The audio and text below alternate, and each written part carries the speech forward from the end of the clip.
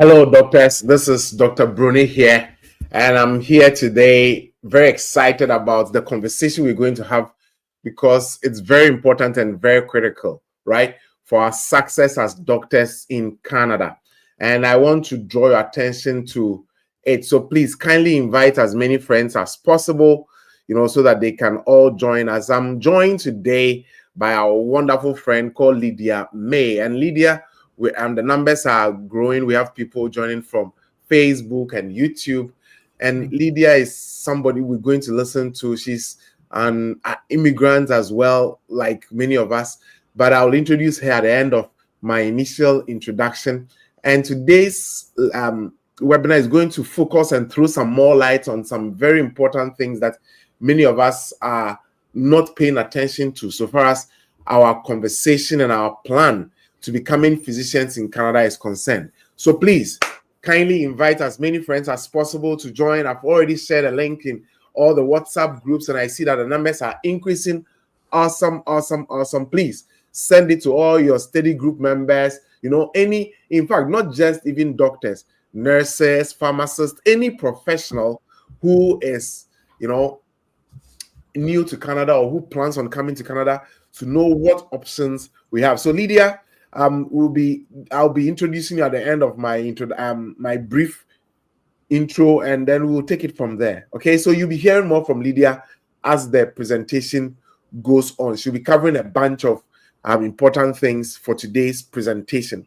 So I'm just going to start the fact that we've gotten to a point where we need to make sure that we get our success by design. That is why we got the title of this particular presentation as Success by Design. Success by Design. Okay. Now, I want to welcome you so that we can all get into the presentation. And the reason for today's webinar is we want to demystify the journey that many find overwhelming. That is your pathway of becoming a licensed physician in Canada, because many people are confused. And today I'm going to highlight on a very important part which many of us don't pay attention to, especially with the opening up of many practice-ready assessment options, where you have places like Nova Scotia and British Columbia, which are even saying you can come in without MCQ1 and NAC-OSCE. A lot of people are asking, is there the possibility of doing some form of specialty after you get into the family medicine route? And we'll be answering this particular question. Now, what we have to understand is that success for IMGs does not happen by accident. No. Success for IMGs happens through structure, through strategy, and through support. And this is what I call as the 3 S's for strategy for success. Structure, you need structure. That is why at MedCognito we make sure that we provide you structure. Strategy, that is why I'm always talking about the fact that, look, if you can get your QE1 in, get a clinical assistant position, which helps you to get into the system, and then you can get a rest going. Or if you want to apply directly to Nova Scotia or BC, you can look at those ones. Okay, so I really want you to understand that these are the 3 principles we want you to focus on. Okay, and by the end of this webinar, you will understand that there's a clear understanding of the licensing pathway, which we all know, a step-by-step strategy for you to succeed, a plan for you to prepare emotionally and financially, which is also very critical. And that is why Lydia will be taking the second part of the presentation, and a clear picture on how your career can grow even after becoming a Canadian physician. So that is where I'm going to introduce the other specialties you can get in, whether you are going through the CAMS route, which is to go through the residency route, or to go through the practice-ready assessment route, right? And then an introduction to Windmill Microlending, which is a powerful partner that helps IMGs to reduce their financial pressure. So we are about to get in, and that is why I'm very excited about it. I'll not speak for long, and then Lydia will take over because today's session is for her. But this session is designed for IMGs at various stages of our journey. Number 1, whether you are a new arrival. Number 2, whether you are in your mid journey, so you've been here for like a year.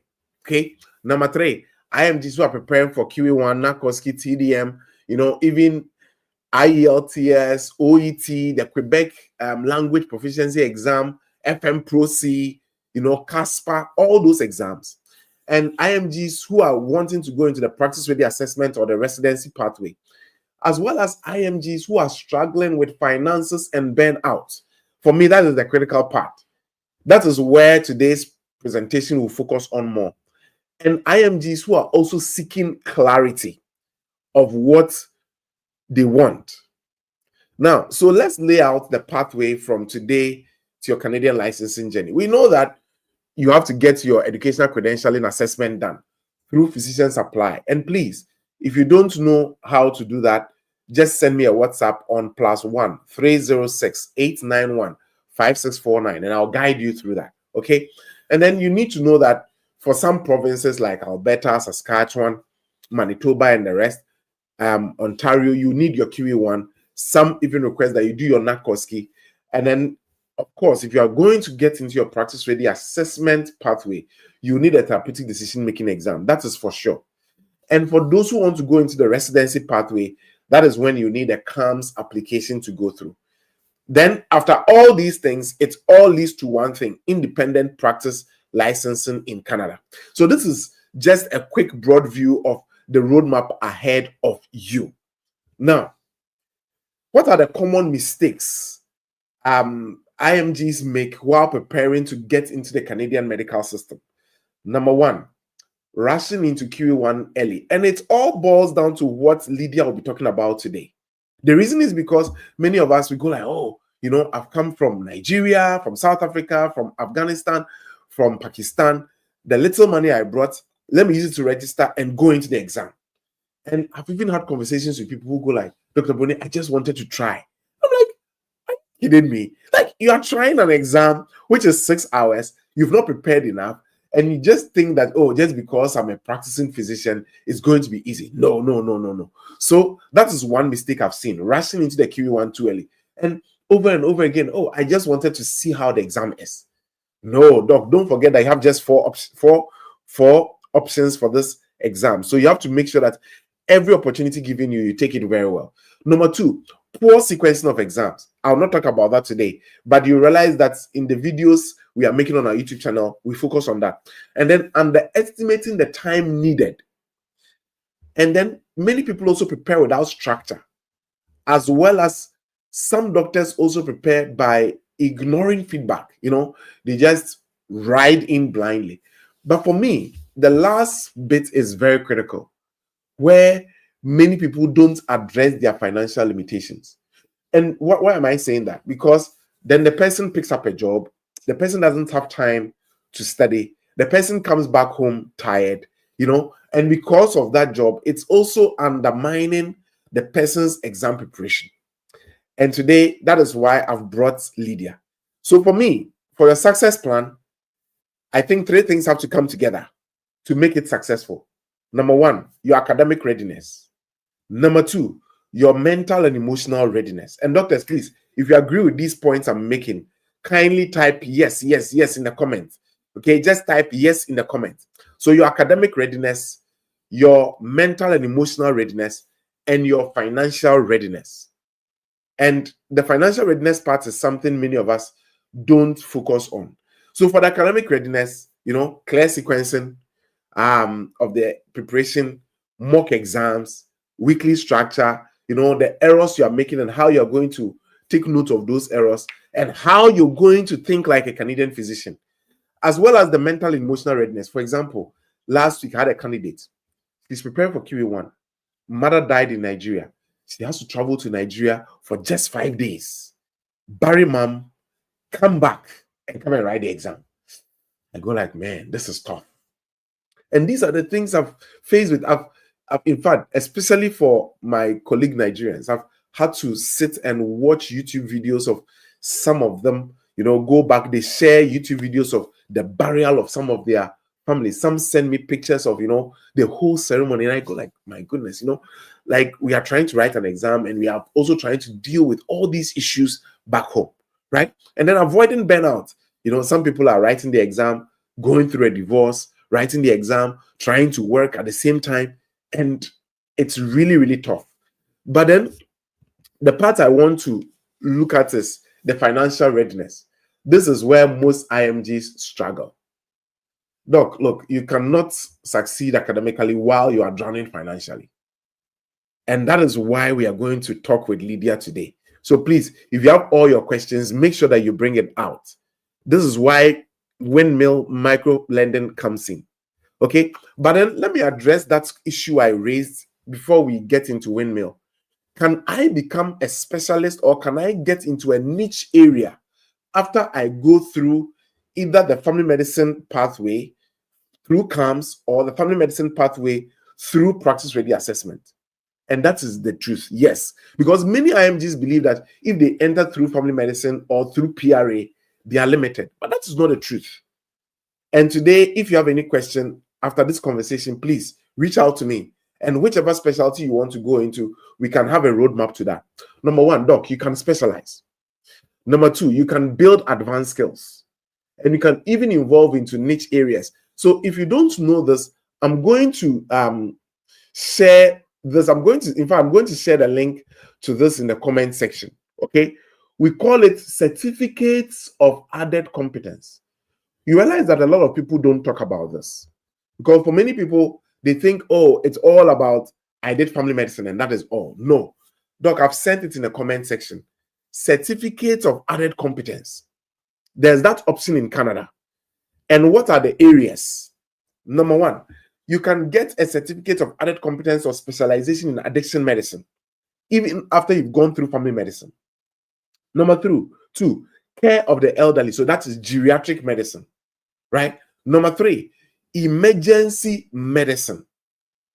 And if you want the pathway to any of these, I can even take my time and design YouTube videos for all of these in the future. Number four, enhanced surgical skills. So this goes for those who are general surgeons, obstetricians, who go like, okay, I'm taking the PRA pathway to become a family physician. Is there an option for me to showcase my skills of doing hysterectomy and all? Yes, there is that option in Canada. And it's because we don't talk about it, right? But I am already a practicing physician. I'm in the system and I understand how some of these things go. And then even for those colleagues who are anesthetists already, or you had a strong interest in anesthesia, there's also what we call the family practice anesthesia. And for those who did obstetrics and women's health, you can do that as a specialty after your practice ready assessment or your family medicine residency program. And then if you are interested in palliative care, that's also awesome. Or sports and exercise medicine. And even for the other specialties like plastic surgery and the rest, there are ways you can, find yourself into them. But I'm not going to waste your time. But I just want you to know that these specialties are there for you. Doctors, please, I want to know in the comment section, did you know about this? If you did, say, type yes. If you did not know, type no, I did not know. If you knew about this, like that after your family medicine path, because of course, for those who want to go into the residency to do the various specialties, it's already there. That's the specialty you want, right? But then a lot of people don't know that in Canada, in family medicine, there are these certificates of added competence. So if you are interested in surgery and you didn't get a surgery CAMS match, you can still do your family medicine and then challenge for that +1 where you learn laparoscopic surgeries and the rest. Okay, so it looks like a lot of people did not know. And I will take my time in the future to, someone says, look at this. Someone says, I taught only family medicine. No. You can do emergency medicine, you can do geriatrics, you can do all sorts of things, anesthesia, all of that in Canada. Yeah, all of that. Okay, sure. So the two routes to getting the certificate of added competence are, number one, if you go through the residency match where you get your family medicine position, then after that you do what we call a +1 in that, or you can go through the practice ready assessment route, and then after that you can go and challenge these things, especially if you already have the knowledge, then you can easily do it. So what I want you to understand is that you are not on this journey alone. No, but with structure, with strategy, with mentorship and financial support, especially because of today's presentation, you can and you will succeed. Your Canadian medical journey is valid. And the path to getting into all these things is real. And your success will be by design and not by accident. So I want to introduce you to Lydia, right? Lydia May is a proud Canadian, and she's going to walk us through that. She is the partnership and development lead at Windmill Microlending. And her purpose is that she helps skilled newcomers to restart their careers. That's what Lydia does. Okay, so we have someone very important. She's an immigrant, she's a traveler, she's a storyteller, right? And she has explored over 50 countries. And now she mentors immigrants like you and me through what we call the Eyes to Nice YouTube channel and her podcast. Usually she uses a lot of humor and heart as well. And she shares real life tips on building a successful life in Canada. So what I'll do is I'm going to transition from my presentation, and then Lydia will take over and she will do what has to be done. So Lydia, thank you very much. You can meet yourself and then take it from there. Thank you so much, Dr. Bruni. Thank you so much for inviting me. And I really loved your words that you have to do some work, but you need to know your pathway. And in a second, I'll talk about that as well, because as you mentioned, I have two hats. So one hat, I work for Windmill Microlending and I'm helping immigrants. And on the other hat, I'm helping immigrants as well, so through my YouTube channel and through my advice.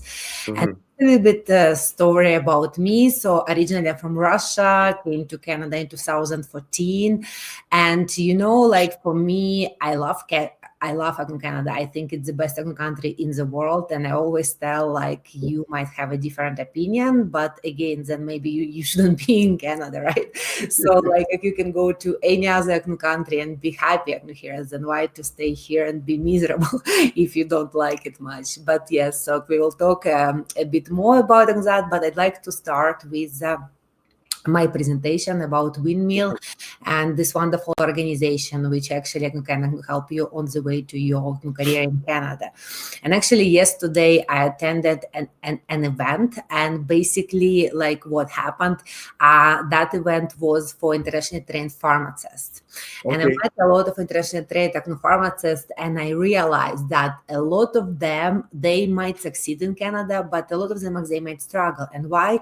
Because for those who I think they might succeed in Canada, it's because they have this knowledge about the pathway, how things should work. They're looking for help, they are looking for resources, they understand that exams are very hard and maybe they need some prep courses as well. They understand that money might be low and they may need some organizations like Windmill.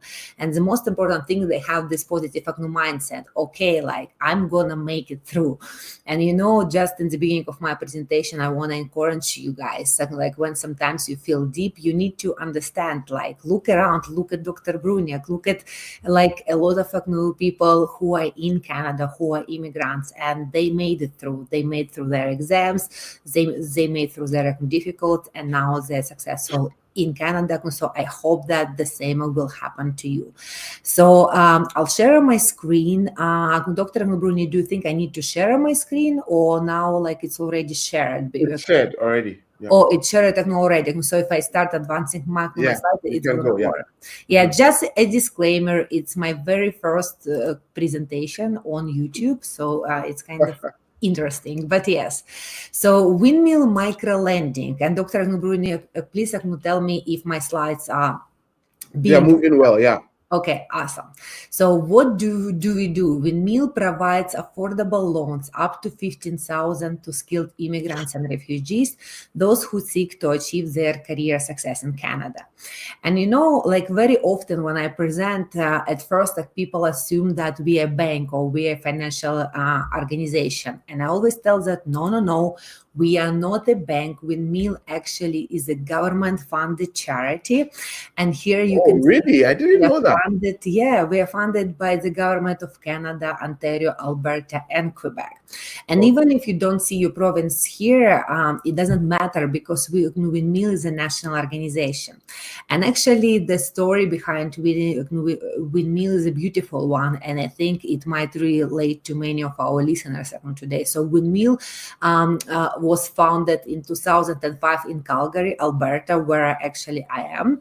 And there was a doctor. She worked for a Calgary hospital, but unfortunately now she passed away. But that doctor, she was so sad to see that a lot of cleaners and janitors at that hospital back at home, they were doctors, they were nurses, right?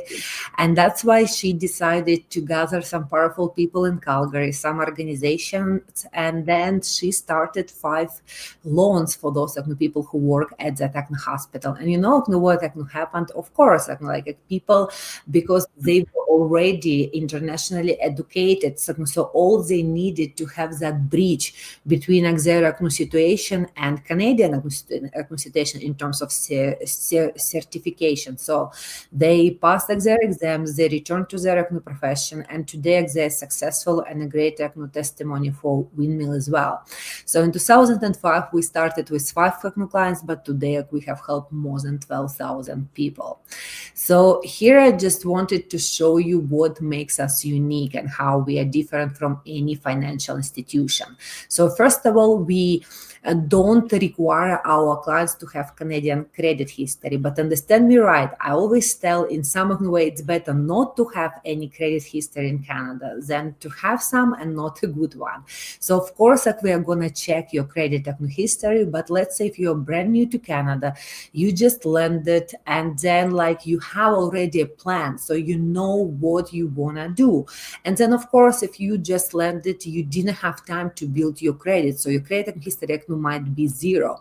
So, and then still you can start your process in order to become a doctor in Canada. So be aware, we always check your credit history, just it's not a requirement if you don't have any.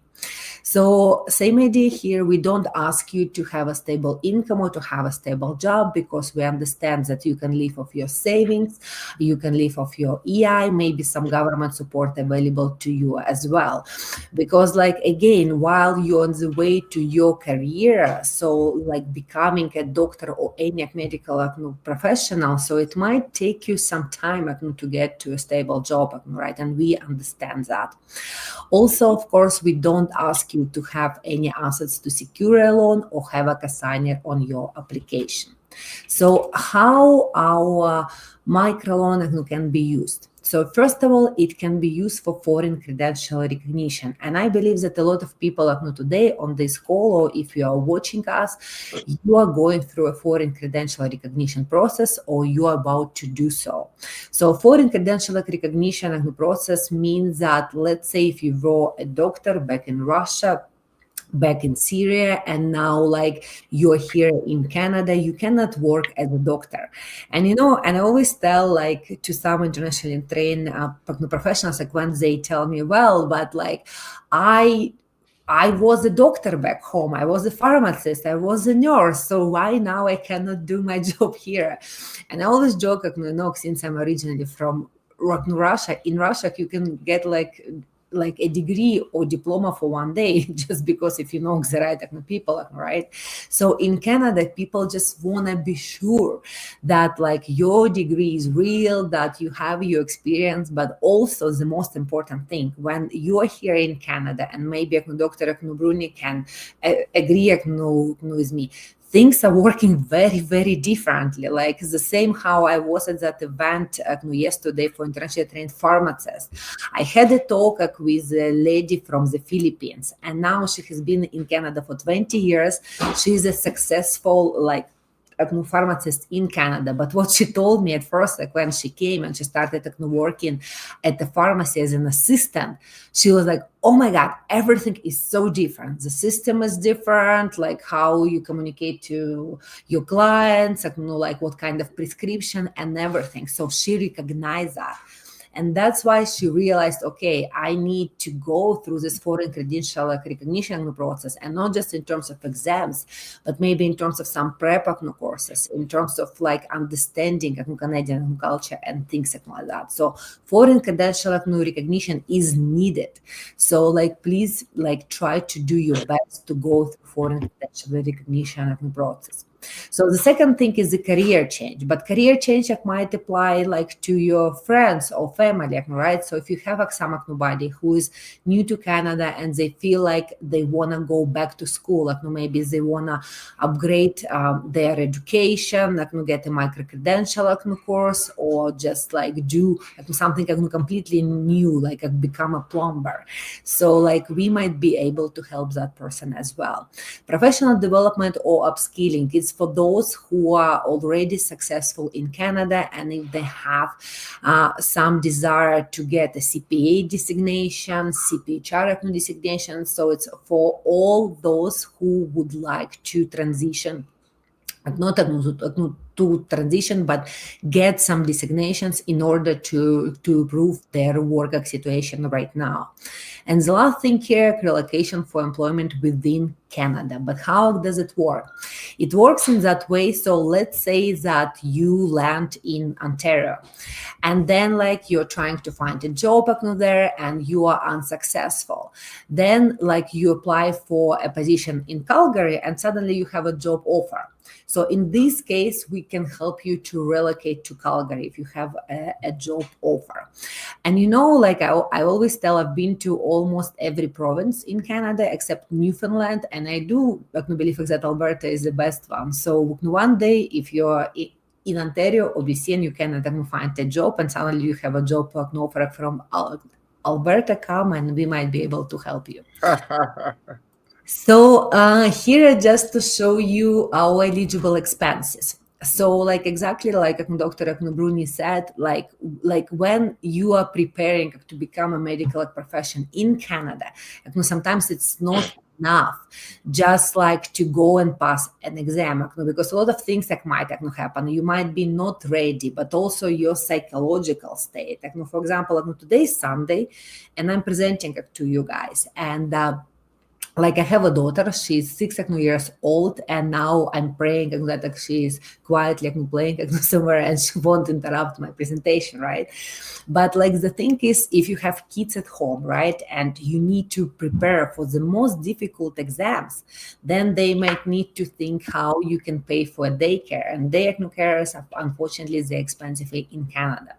So in here you can see that Windmill doesn't cover just the cost of your exam, it doesn't cover just the cost of preparation for those exams, but also we cover living allowances. And living allowances, again, they're very important because sometimes, and I have been working for Windmill for 4 years, and through my YouTube channel, I work with many immigrants as well. I'm a public speaker, and like I hear from people, like sometimes they even tell, listen, we have the money, but like we have the money for the tuition fee because like again, like we had savings and something, but we are struggling with living allowances. So if you pay, so our money is not like a lot, and then if we pay for one part, then we won't be able to pay for another part.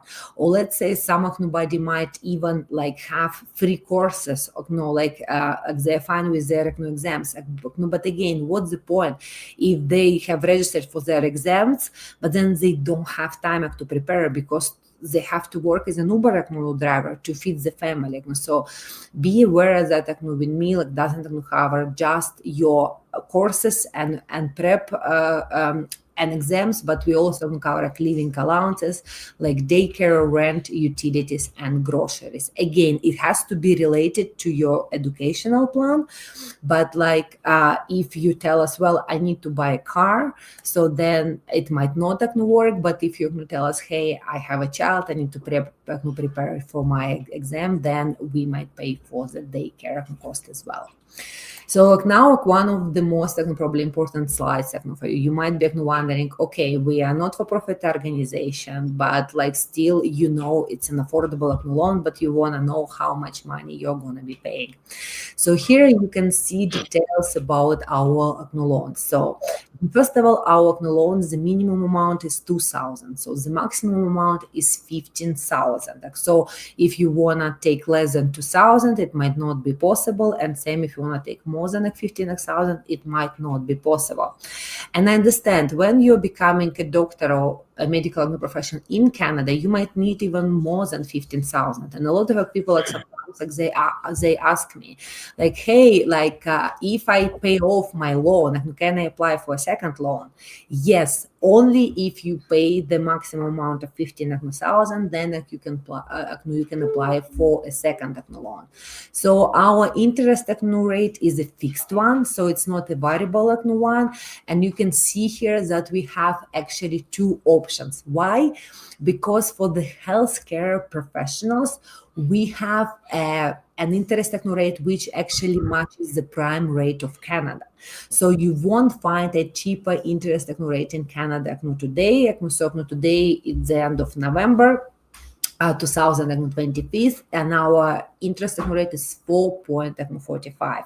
Because you are in the health care, that will apply to you.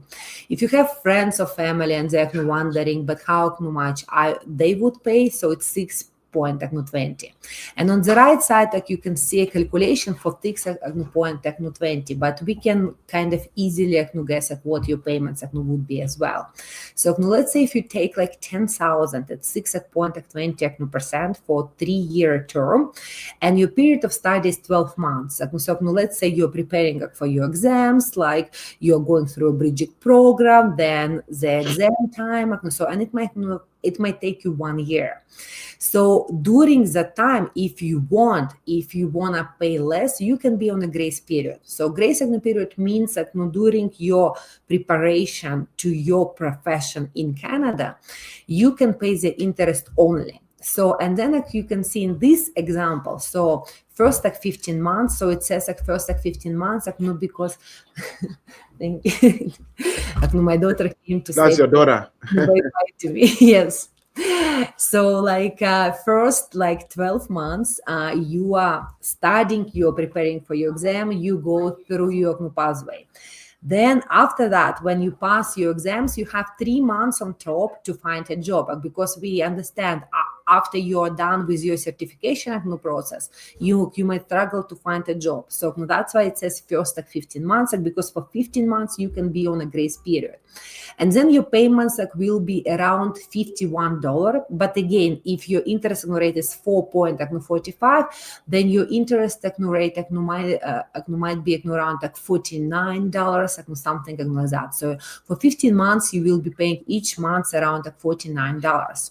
And then after that grace period, we will ask you to pay the principal plus the interest back, and then your payments will be around $300.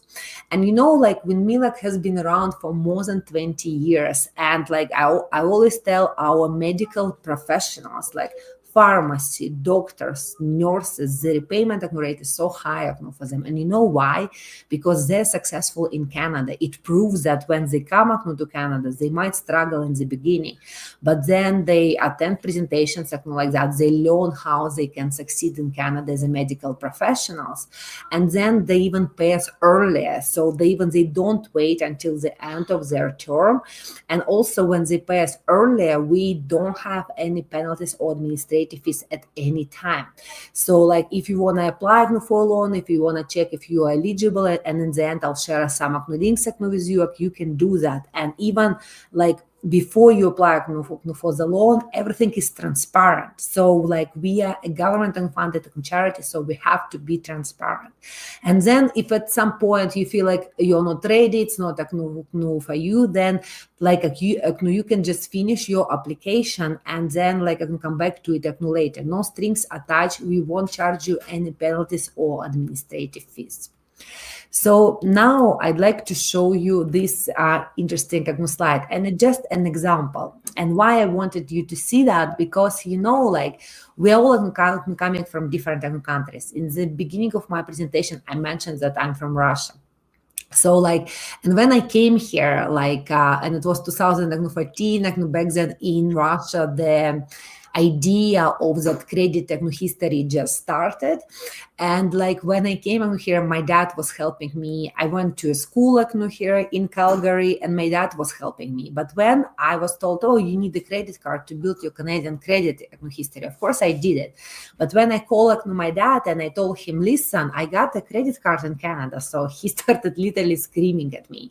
And he was like, why do you need a credit card? Don't you understand? Like, it's so bad. And now you have your savings and I'm helping you. You don't need a credit card. So like this mentality of like every loan is bad exists in Russia, and I understand it's kind of exists with me in my mentality.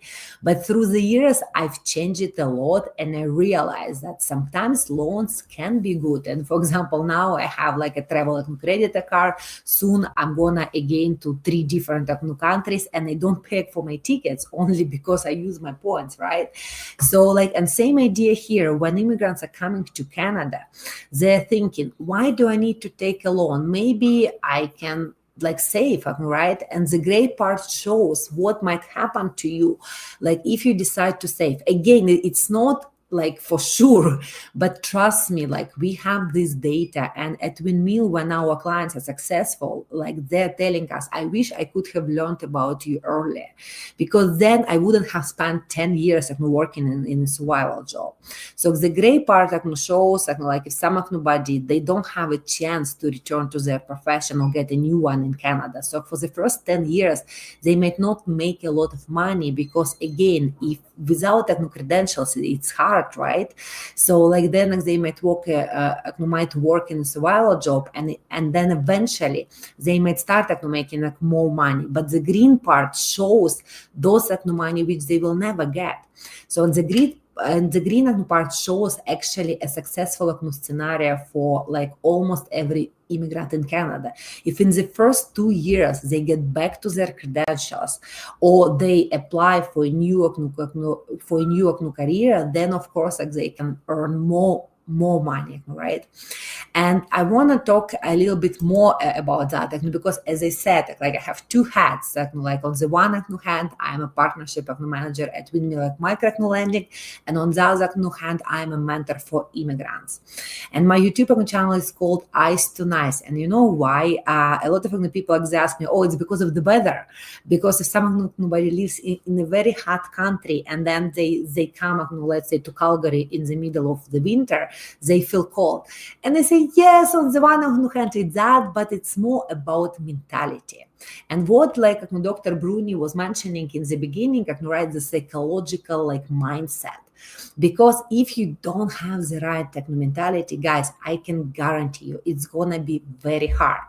And Eyes to Nice meaning like when you first like you are in Canada, and then like you feel like you had these expectations, right? So because friends and family were telling you, come, it's so easy to get a job, I never think it's gonna be fine. But in reality, like it's very high expectations. I'm not telling that it won't happen to you. It might. But everything, as Dr. Bruni said, it takes like effort, it takes time, it takes the strategy to understand what to do in order to return to your profession. And when you start like going through your like story here in Canada, you will meet different people. But I want to just briefly show the people I know, and these are my friends. And I wanted to show you that we all so we came to Canada like many years ago, but some who came just recently. And you can see basically their names, and you can see how they got their first full-time job.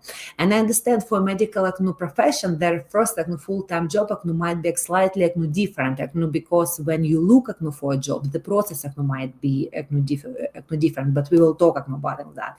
But still, I wanted to show you that people are getting jobs through different places. They are getting jobs through networking, through volunteering, through Indeed. They're getting a job through a job fair. And some of them, they don't have a full-time job yet, but I know they will have it soon because of their mindset is the right one and the positive one.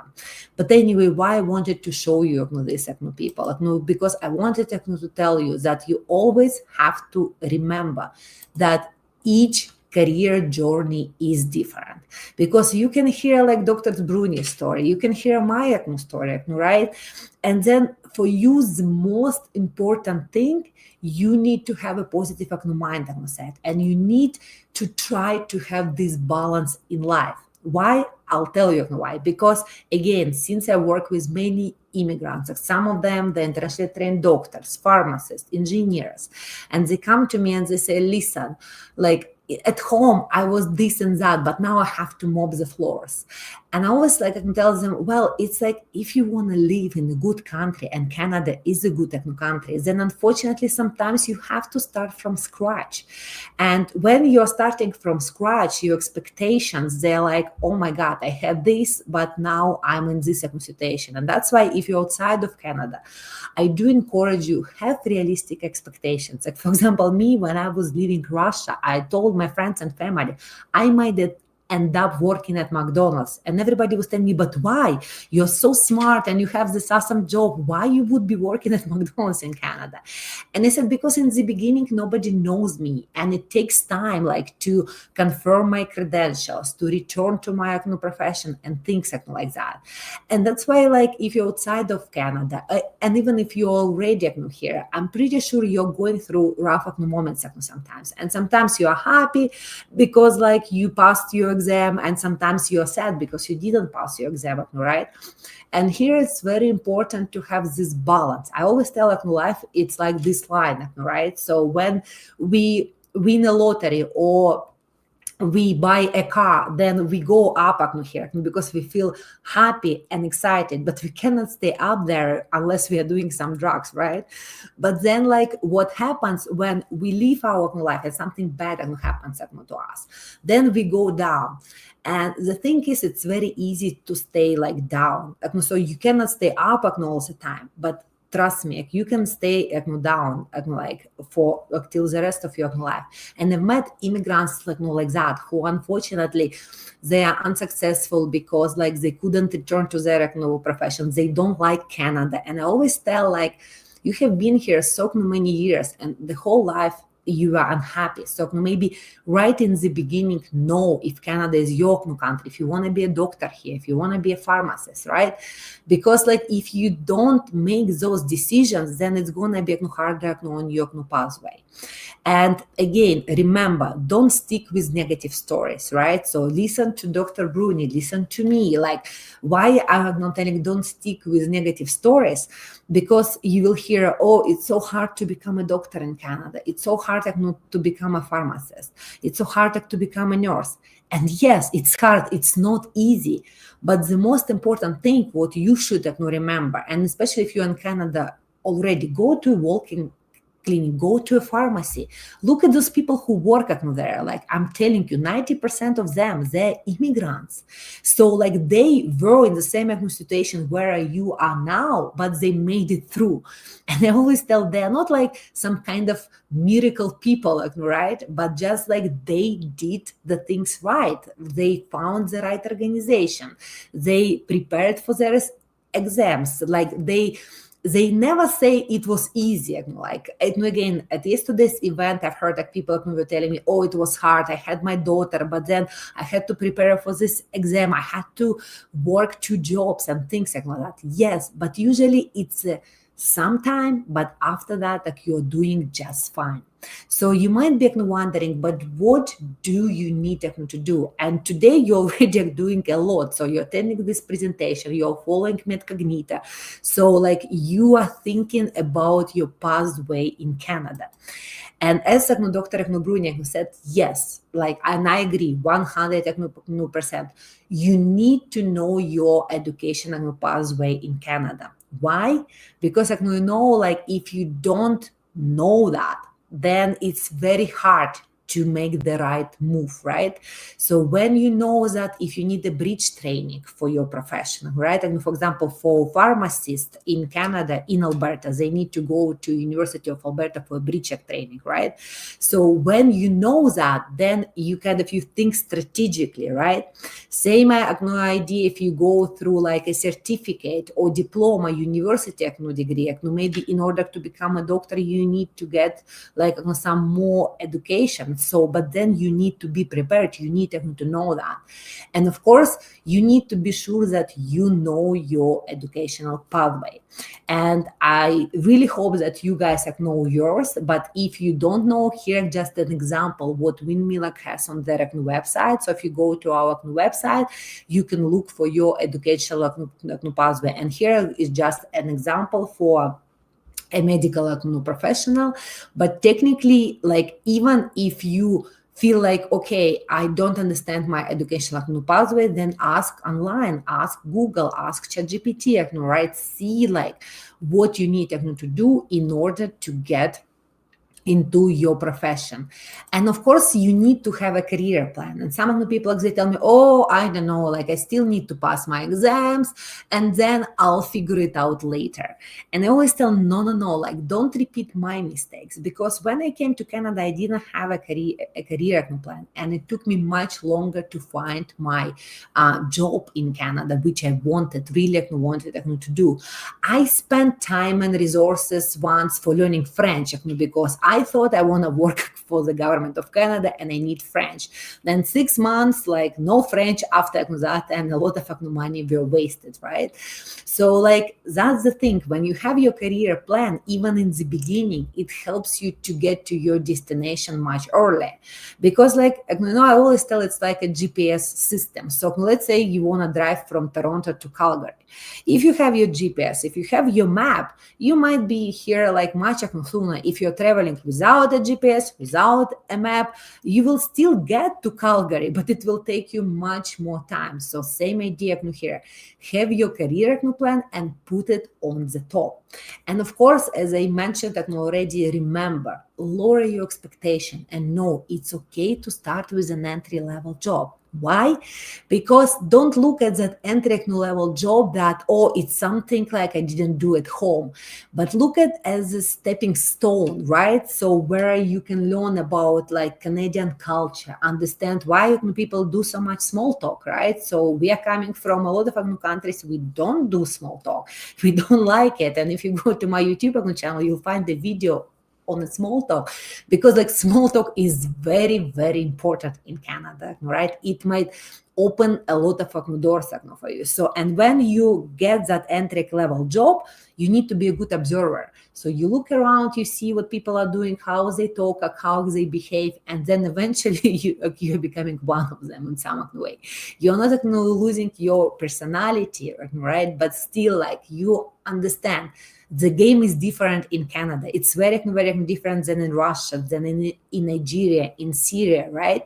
So like, and it's not like it's a bad game, it's just a different game. And you need to learn how to play this game. Remember when we were kids. So if you don't know the rules, you cannot win the game. Here's the same thing. You just need to learn the rules to win the game. And you need to build your professional network. And you might say, well, I'm a doctor, I'm a pharmacist, I'm a nurse, I don't need that. It's only for office people. But it's not true. You really need that. Why?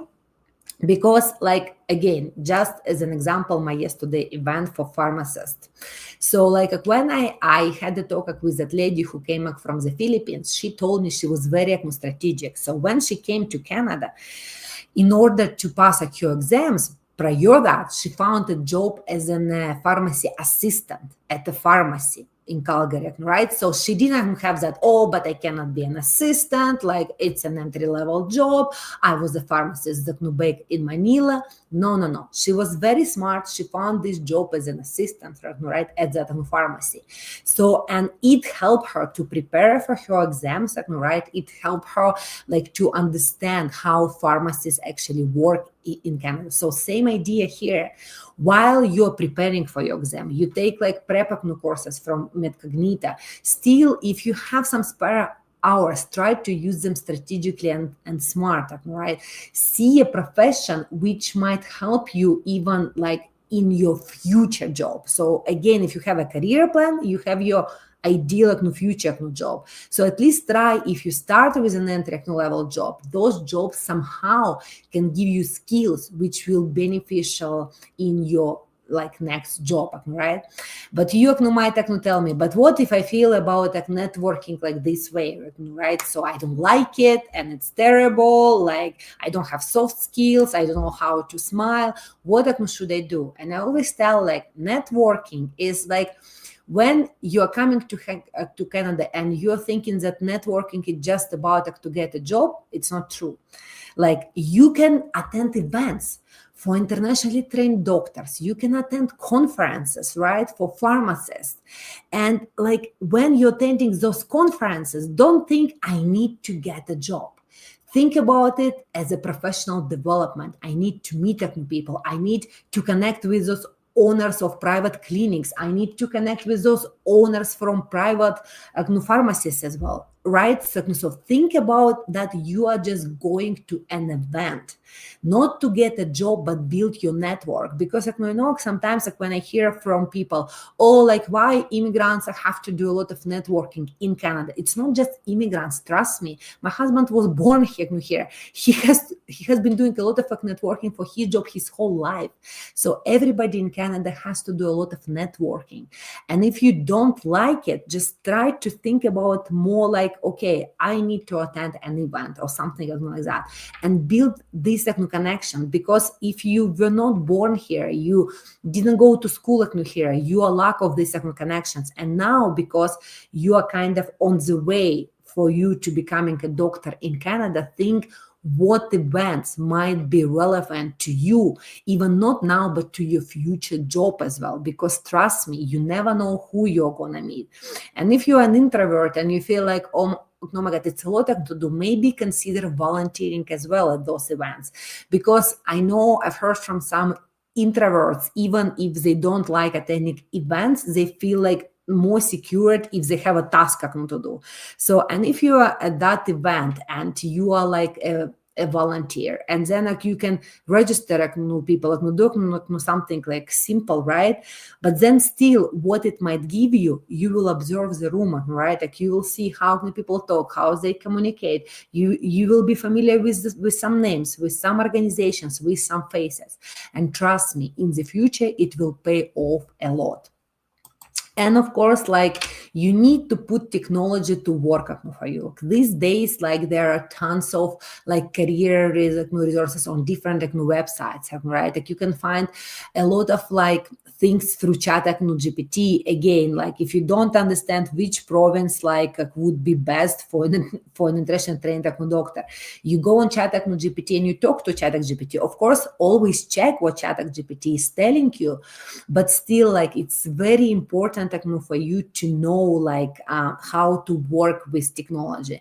And to be honest, like, this slide is a bit old from Windmill, but like this days, I think AI just replaced everything. So technically, you don't need to go to the website of the government of Canada. You can just like search through ChatGPT a lot of things. And of course, like, you can check out our Skilled Immigrants Career Success guide. It can help you a lot on the way to your career.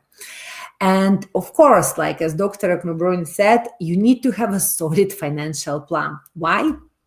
Because like things are expensive in Canada, but not in a bad way that everything is so expensive in Canada. Just recently I was in India and things were cheaper there, right? But again, it's a different country.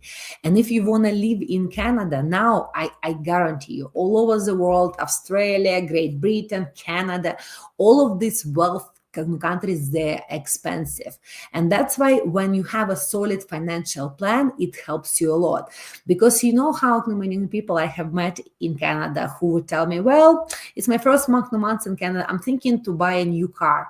And then like I'm like, okay, but do you understand it's expensive, like buying a new car? And they tell me, well, it's just like no payments, like let's say 500 a month. I was like, do you understand 500 a month? It's like more than 5,000 a year. Like this no money could fly you home for Christmas to see your family. So like same with cell phones. Oh, I just need a new cell phone. It's just $100 a month. No, it's not $100 a month. It's 1,200 a year. So again, it's quite a significant amount. And so you need to have like understanding from where you're gonna get money, especially for internationally trained doctors, because prep courses, they cost money, exams they cost money as well. And what if you don't pass it, right? So what if you decided to transition to an ultrasound technician, and it happens a lot, right? But if you don't have a solid financial plan, then it's much harder for you to succeed. And of course, like, look at programs like Windmill, look at grants as well. Some of the provinces I know in Manitoba, there are some grants available because they're trying to keep people in.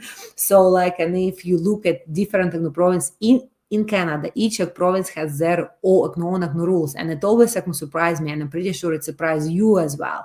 But especially for the healthcare professionals, right? Like, you can have one requirement in one province, a different requirement in another province, and that's why when you have a solid financial plan and you have all of the information, it's easier for you to return to your profession early, because like you have this kind of knowledge about each province, like about each grant and each program as well. But like from my perspective, of course, I'm telling you, Windmill is the best program in Canada, but there are some others that we want to check as well. So, and please keep in mind that we are also like, we are not just like an organization which provides affordable loans. We provide you with a lot of additional resources as well. Why? Because we want you to be successful and we want you to pay us back, right? So like, we provide you with a client success coach, we provide you with career planning resources, with financial literacy training, and even we provide you with a mentorship program. How our mentorship program works? It works in that way that, let's say if you are an internationally trained doctor, you are taking a prep course with MedCognito, and then you're planning to pass your exam. You can ask us to match you with a doctor who is already successful in Canada and who will guide you on the way to your career as a doctor in Canada. So same apply for any other profession as well. Just a couple of slides left, and I'd like you to stay for the Q&A part, because that one is usually the most interesting one, and maybe me and Dr. Broniak, we can have a nice conversation about the mindset and how like having the right resources actually is helping. So just to brag a little bit about Windmill, if you Google us, we have 5 solid stars from every client. Also, like, our average repayment rate is a little bit more than 95%. And you know why? Because our clients are successful. So if you think about that, like, we don't ask for many things because we are not a bank, and still they're paying us back. They are not running away, and we have this solid data that they increase their income more than 3 times. And of course, it happens in a very understandable way. They start with something small, with a survival job, then they're returning to their profession, and they can make more money, and they can recommend it to their friends and family, and our net promoter score is very high. So just to talk about our eligibility, and I'll tell you in the beginning, if you don't see your kind of status and here, don't be disencouraged, because then like I can share some link with you, especially if you're on a work permit right now, then we can see like how we can work with you as well in terms of maybe like still go through your documents, and eventually like when you have a permanent status, like we can approve you. But now I'd like you to know our main eligibility criteria. So first of all, you need to have a permanent status in Canada. So you need to have a permanent residency status. You can be on a work permit, but if you have a provincial nominee approved, so it can be from every province, like it can be from Alberta, from any province. It can be from Alberta, from Ontario, from BC. So if you're on a work permit, but any provincial government says we want to keep you, then it's kind of your permanent status in Canada. Then you can be a Canadian citizen, but by Canadian citizen, I mean those who are like me. I'm a Canadian citizen, but I was not born here. So those who are immigrants, and then they became Canadian citizens like through their time in Canada. So the last thing here, it's a conviction refugee or protected person. So same idea, if you are still waiting for that letter of decision from the government, on your status, you're not eligible for our acne loan. As soon as you get that, then you become eligible for our acne loan. And of course, we ask you to be internationally trained. So you need to have at least 1 year of post-secondary education.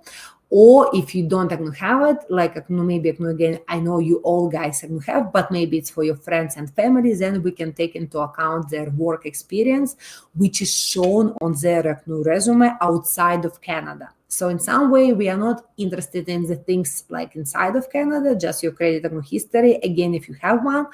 But like other things, like they have to be outside of Canada, because we need to show how like you're transitioning your skills into the Canadian job market, right? So, and basically almost like the last slide. So how you can apply for the loan. So like you can apply using this specific link. Why I'm asking you to use this specific link, because it helps me to see that you guys are coming from this webinar, you're coming from MedCognito YouTube acne channel, or from any acne channel, but you are coming because you watch this webinar. Of course, like you can apply through our acne website, and this acne link will bring you to the web acne site as well. And maybe I'll share this link in the chat acne box that you guys have it.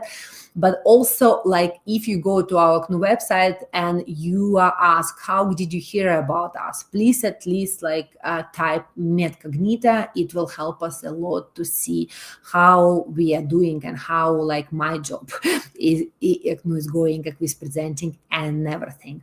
And basically that's almost it, just the last slide to convince you that everything is possible in Canada. So like on the left side, like you can see me, it was my first presentation for Windmill Microlending, and it was almost 4 years ago, or even more than 4 years ago. And the thing is, when I came to Canada, and I'm a very confident person, I'm from Russia, and Russian people are very confident, but I always was saying I will never be a public speaker in Canada. And I was saying, because my English is not perfect, sometimes I'm stammering, so I have some issues.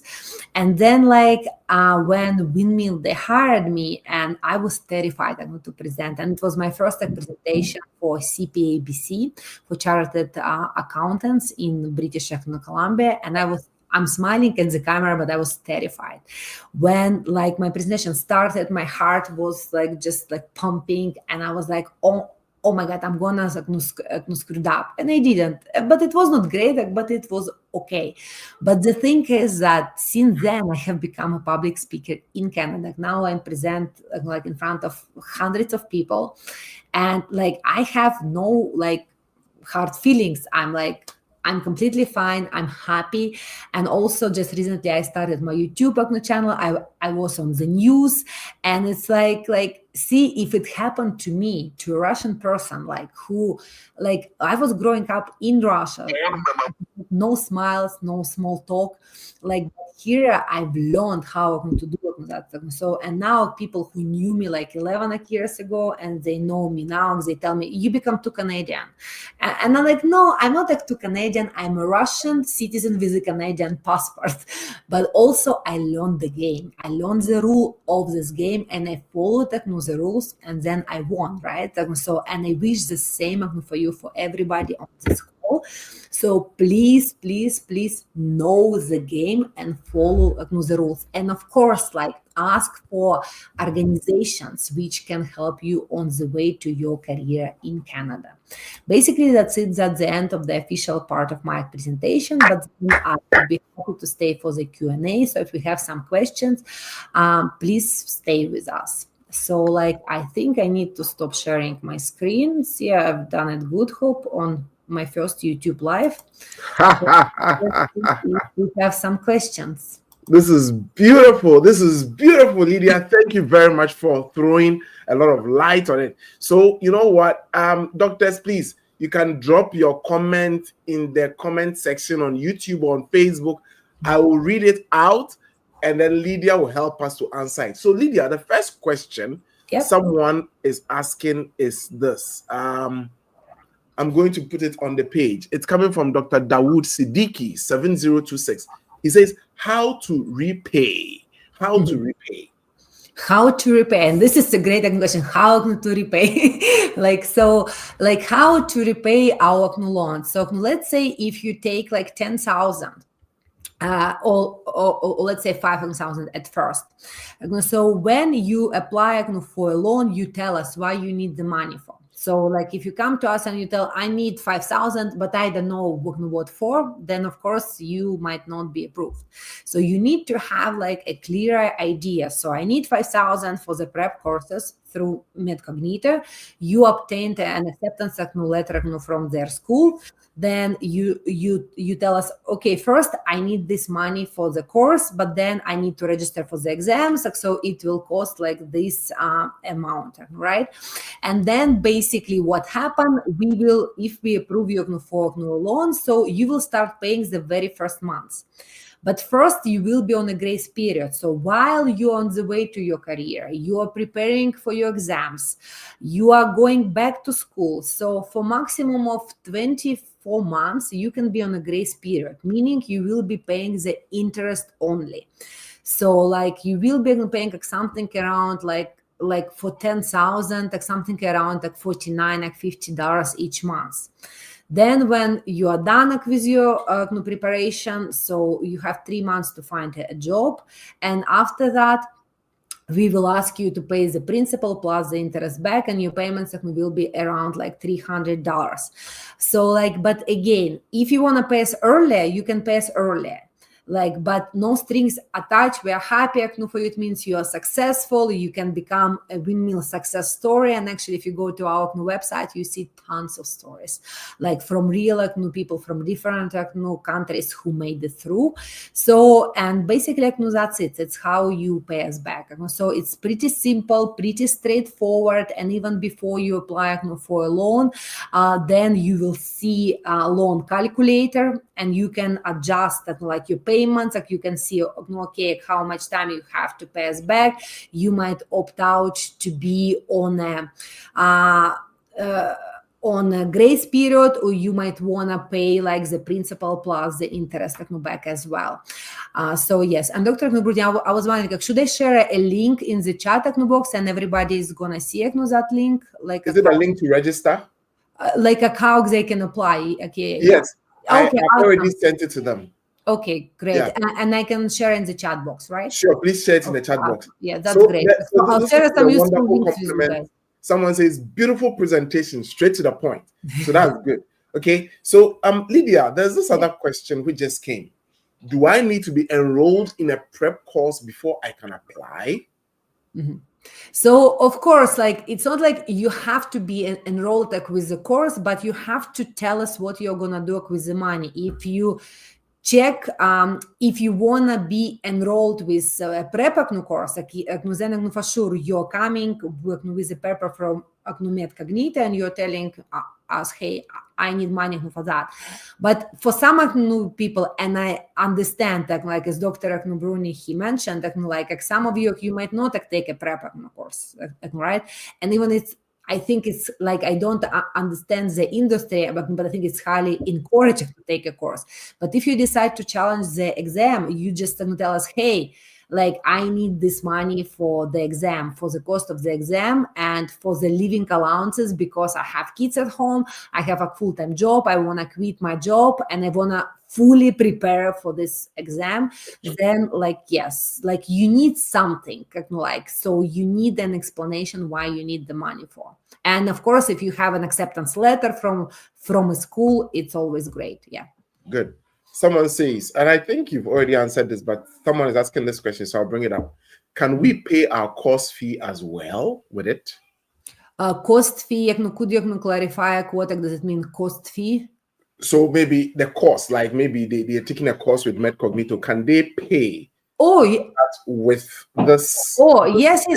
Like you can pay for the prep courses like with exact money as well. And also, actually, the good thing is if you're registered with MedCognito or you've paid for your exams and you put it on a credit card with a high interest rate, so then you can actually you have 6 months to resubmit your receipts. So you can come to us and say, hey, I've paid for my exams, I've paid for MedCognito classes, but it's on a credit card. The interest rate is 25%. I don't want to do that. I want to have 4.45. So then like you can do that. You have 6 months. Yeah. Okay, so that means if somebody has used their credit card to pay for MedCognito course, they can then come to Windmill and say, MedCognito, please give me a receipt. I'm taking it to Windmill. Instead of paying 25% on that credit card, I'm going to use money from Windmill to pay that credit card off and rather pay 4.5%. Okay, that's beautiful. Yeah, like that's very good. But remember, it has to be all documented, right? So we need to see, and and sometimes people, they borrow money from their friends and family, and they don't want to do that. So yes, just check with us first if you're eligible for a loan, and then start your process, and it can be done. Yeah. Sure. So yeah. Lydia, any final words? Doctors, any other questions for Lydia? She's available. If you have any questions, just ask and she'll sort you out. Okay. All right, Lydia, I've seen the link. I'm sending the link again to them. Like I've been sharing it so that they can when they contact you, you know that they came through MedCognito. So it says, someone says, that's wonderful. I was about to ask same as I paid through credit card. So it looks like there are a lot of people who have paid with their credit card and they have high interest on that credit card who may be coming to you to switch it, like so they can get the money, pay off the credit card and rather get a very low interest. That's beautiful. And it's beautiful, and I think like what you guys are doing is beautiful as well, right? So you're not just preparing people for the exams, you're preparing them like that. It might be hard, right? And they need to have a plan, right? So this one says, some of us do not have a status in Canada at the moment, so we can't access it, right? So the person is asking a question that if you don't have a status in Canada, does that mean you don't have a status yet, so but probably you are on a temporary status. You might be on a study permit or work permit. Then in this case, I will ask Dr. Bruni just send me an email, and I might share a link for those who are with the work permit now, and then just we will see maybe we can start the process again. We won't be able to give you a loan if you don't have a permanent status in Canada. So but at least if you know what documents you need, if we can start, and then when you have it, then you are you will get it faster. But from my experience, again, I have been presenting for the last 4 years for Windmill, and I have people who attend my presentation, and at the moment of presentation, they are not eligible for our loan, and then they come after 6 months to us and they tell, hey, I got my provincial nominee approved, or I got my lending papers, I got my peer status as well. So for us, you don't need to have an actual permanent residency card, but you can have lending papers as well, because I know first when people they land in Canada, they don't receive a card straight away. So yes, we can look at those documents. Same for refugees, if you have that letter of decision, so then you can apply with that letter of decision as well. Good. So Lydia, someone else has this question. So Dr. Sarah 3048, I hope your question was answered. Lydia, someone has this other question. Doctors, keep the questions coming. We like the questions. It says, how long does it take to process if eligible? If eligible, it shouldn't take long, and also if it depends on your story as well. For example, for some people, right? So if you have your documents ready, if you answering your emails and your calls, so it shouldn't take no longer than 15 business days. So 1.5. But also for some people whose credit score doesn't have any questions and it's good, then it might be even faster, because in this case you don't need to meet with the client success coach, because if your credit score speaks for itself, then we believe you can be faster tracked. But let's say if you don't have any Canadian credit history, or your credit score has some questions, then we want you to meet with the client success coach. It's a meeting on Zoom, so it's around 45 minutes. It's just for us to see that you understand how the credit score works in Canada. So like you understand how like what might happen if you don't pay us back and things like that. So we want to just give you some financial literacy training. So and then how quick you can meet with that client success coach, because you might be working or you might miss your email. So that might take a little bit longer than the fast track process. But usually, I would say 15 to 20 days, it's kind of safe. Beautiful. Lydia, last question. Maybe if another doctor brings another question, what should we have asked that we've not asked you in this webinar? Sorry, can you repeat something? What question do you usually hear that we've not addressed in this webinar? Like, I don't know. It's a very I can take 4 hours about a lot of things, and I'm pretty sure that you can do the same. Yes. Right? Like there, I think a lot of things. Plus, like we need to understand who is listening to us, right? Because some people they're quite familiar with the pathway, but some people they might they don't know where to start, right? So but I always tell the key to the success in Canada: know the right organizations, know your pathway, and know how to use ChatGPT. And then everything will work for you. Have this positive mindset. And yes, and you can check my YouTube channel as well. I have a lot of podcasts where I talk to successful immigrants who are actually they know they struggle in the beginning and then they become successful. Learn some things, especially soft skills. I always tell soft skills are very, very important, because you have to understand you're coming to Canada and you're an internationally trained doctor, smart and everything. But then 100 other doctors are competing with you, right? 100 nurses, they're competing with each other. And it's and in order to get that one job, one placement, then those things how you can smile, how you can create a small talk, how big is your network, that will make a huge difference, right? Because we are all smart, right? Those who are coming to Canada, we all have 5 degrees. I usually joke, right? But then we are competing with each other even without knowing that. And that's why me, because sometimes I hire new people, I'm participating in the hiring process, and I can see it's very hard. And sometimes I would talk to 3 persons and they all have the same mindset, the same skills, right? The same resumes.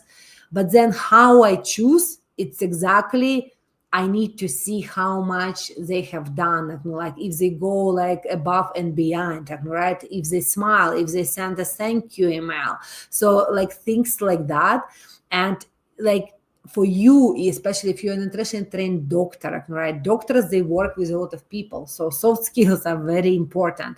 And for example, and I understand that it's hard. For example, I have 2 family, it's not 2 family doctors. I have a family doctor who was born in Canada. And then I have a walk-in clinic nearby, and I have a doctor there. He's from Nigeria, for example. And he always ask me, why you have a family doctor in one clinic and you come to see me? And I'm telling him, but my family doctor is far away and you are 5 minutes from here. And he's but why you cannot switch to me? And once I told him, because you scream at me, he's very direct. And then I like the person, but at the same time I feel more comfortable with my Canadian born doctor, because she has more soft skills, right? And I'm pretty sure they're both great doctors. But it just sometimes yes, you need to know how to adjust yourself for some people, right? Some people, they don't care. They're looking for this direct approach, right? But some people, they might be probably it's not for me. And same when you're trying to get a job as a doctor. Some clinics, they might like that you are very direct, but some clinics, they might be hesitant to hire you if you are too direct and you tell a patient, you're gonna die in 2 days, right? So like without like sugar coating those things. So yeah, it's very interesting. Like, but of course, like don't be disencouraged if you're very direct. Just maybe learn that there is a different type of directness in Canada, right? So sure. So this is a very quick one. It says, how can I use my credit card to get free air tickets using points? And for that, you need to watch my YouTube videos, my friend. Like, go Okay, to good. nice. But I can basically tell you in Canada, and I'm pretty sure in every country, like in almost every country all over the world, now, like every credit card comes with some benefits. Like some of them, they're coming with Cineplex points. Like Cineplex is the cinema in Canada, right? So some of them they come with cashback, and some of them they come with travel points. And same as I said in my presentation, how you want to become an internationally trained doctor, you need to have a strategy. Here's the same with your travel points. You need to have a strategy. So let's say if you love going to movies every Saturday, then of course I can get a credit card with Cineplex points. If you love to see real money in your hands, then get a credit card with cash back. But if you love like traveling like me, get a credit card with travel points, right? And then like you put everything into one basket. And in one of my videos, I even tell, usually for investments, people say like, hey, like you need to separate your things. But with credit cards, I'm a strong believer you need to put everything into one basket, because then you build your points faster, you build your cashback faster, and things like that. But yes, please check that out. And remember, same like for everything, you need a strategy. You have a strategy, you talk to the right people, you talk to the right organizations, and you will be successful in Canada. Beautiful. So please, that is Lydia's private. Thank you so much, guys, for sharing. Yeah. Well, that's right. I'm sharing the link as well in the comment section. So if you want to go, listen to how various people have done it. Awesome. Mm-hmm. Okay, Lydia, there's this other question which just came through, and this person is saying, does this loan come on our credit history as well? Yeah. And he gave a follow-up question, like, does it affect the credit score? Mm-hmm. These are great questions, and I can see a person is like you're on the right way, and curiosity is very good. So like some of the people, like sometimes they ask me, so when I apply for a windmill loan, is it a hard check on my credit or not? So, and I'm not an accountant, but I can tell you for sure that yes, of course, like a couple of points might go down, but you have to understand if your credit score is good or is okay, a couple of points like you will get them back when you start paying like the loan back. And also keep in mind how I understand that if for one day you apply for a car loan, you apply for a windmill loan, and you apply for a house, then your credit score might go down like more than just a couple of points, right? But then if it's just one check, like don't take that into account. And also, yes, when you apply for a loan with us, it goes on your credit history. So let's say if you have 0 of credit history in Canada, when you're paying back to us, then you're building your credit in Canada. So like we are not a bank, we are 100% a not-for-profit organization, but we do work as a bank. So we do check your credit history. Just the main difference, again, if you're brand new to Canada and now you are attending this presentation and you are outside of Canada, and then you have a plan, okay, I land in Ontario, like in any province, and then I signed up with MedCognito, and then I signed up with my exams, but I don't have my credit history. Still, if you have a permanent status, you're internationally trained doctor, you might want to try and apply for our loan, because again, 0 credit history is still good. And also keep in mind, in Canada, for some organizations, it's better to have 0 than to have your credit and not the greatest one, right? Good. So Lydia, you have some compliments here. Lydia was exceptional speaker, very informative speaker. Okay. See, And I can tell you a funny story. When I was an international student at a college in Calgary, and I was so afraid to present. And one day, like when I was a presenter, I was not like confident. I was like, how I'm gonna be talking in English, right? And usually I don't drink at all, but then I just drank a little bit of red wine just to feel more confident. But now I don't need anything, right? Because again, it shows like with your practice, like, and same if you don't have soft skills, like just practice, you will get there. Beautiful. And Lydia, there's this question which just came through. It says, if someone is from the United States, does that person need to have permanent residence in order to be successful in Canada? Or what would be the process for a US citizen? Like it's maybe like a question for you, Dr. Bruni, but like I've heard that people who are coming from the States, it's also complicated. It's not so easy. It depends on your profession. For example, just recently I talked to an ultrasound school, and they told me like, well, if you can actually challenge an exam to become an ultrasound technician, even if you don't have any education in that area. And then I was like, but how?